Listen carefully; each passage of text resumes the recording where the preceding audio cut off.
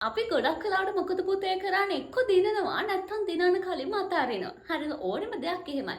අද පරදින්න පුළුවන්, හෙට පරදින්න පුළුවන්. ඊට පස්සේ දවසෙත් ඔයා පරදින්න පුළුවන්. හැබැයි පරදින හැම පාරකම පුතේ ඔයා මොකක් හරි අත්දැකීමක් ලබනවා. ඒ කියන්නේ ඇයි මට මෙහෙම වුනේ? මම මේ වැරද්ද කරපු නිසා තමයි මට මෙහෙම වුනේ. මට ඒකයි මේ වැරදුනේ. ඒක බිස්නස් එකක් වෙන්න පුළුවන්. ඉගෙන ගන්න දෙයක් වෙන්න පුළුවන්. ලයිෆ් ස්ටයිල් එකේ දෙයක් වෙන්න පුළුවන්. ඕනම දෙයක් පුතේ අපි අත්දැකීමෙන් තමයි ඉගෙන ගන්න.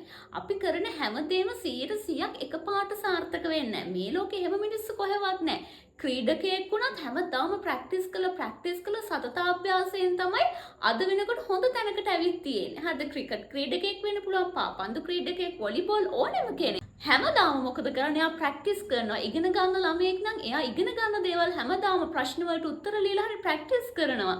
ව්‍යාපාරිකයෙක් නම් අලුත් නව නිෂ්පාදන කරන කෙනෙක් නම් හැම වෙලේම මොකද කරන්නේ? තමන්ගේ ශාස්ත්‍රය තුළ අලුත් දේවල් එයා ඉගෙන ගන්නවා. එහෙම නැතුව පුතේ මේ ගමන යන්න බෑ. හිතන්න ඒ ලෙවල් වලට උත්තර ලියන්න පුරුදු වෙනවා කියලා එකපාරම හරියට උත්තරයක් ලියන්න පුරුදු වෙනවද? නෑ. දවසින් දවස් අපි ඉගෙන ගන්නවා. ලකුණු 6කට කොහොමද ලියන්නේ? 8කට කොහොමද ලියන්නේ? ඔහොම කී අපි ප්‍රැක්ටිස් කරනවා. අපි විවිධ උදාහරණ අරගෙන උත්තරයක් සකස් කර ගන්නවා. ඒ වගේ තමයි ජීවිතයේ හැම ප්‍රශ්නයක්ම. ගොඩක් වෙලාවට අපි කියන දේ තමයි කාලෙට ඉඩ දෙන්නයි කියන එක. හදිස්සි වෙන්න එපා. ඉවසීම ප්‍රගුණ කරන්න ඕනේ.